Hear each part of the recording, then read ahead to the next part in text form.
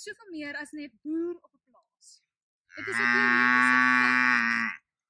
Dit is 'n teoretiese vak waar die leerders uitgaan op uitstappies en verskillende landbouaktiwiteite aanskou. Net soos hierdie een waar die dier op 'n plaas is.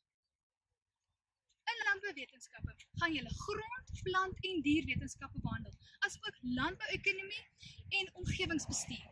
Julle gaan ook leer van basiese genetika en biologiese konsepte, saam met basiese landbouchemie en dan laastens die volhoubare gebruik van hulpbronne. Indien jy wel besluit om landbouwetenskap as 'n vak te neem, is daar 'n wye verskeidenheid beroepsrigtings waarin jy kan spesialiseer. Eerstens, dieregesondheid, soos 'n veearts. Tweedens, plantnavorsing. Derdens, volhoubare ontwikkeling. Dit is soos wildsbewaring. Vierdens, in die ekonomiese rigting kan jy lekker in bemarking ingaan of die verkoop van produkte soos melk en kaas. En dan laastens, grondstudies en argeologie. Landbouwetenskap het beslis baie afdelings wat vir jou wêreldwyd baie deure kan oopmaak. Daarom is dit 'n universiteitstoelatingsvak. Hoop ons sien julle volgende jaar in die landbouklas.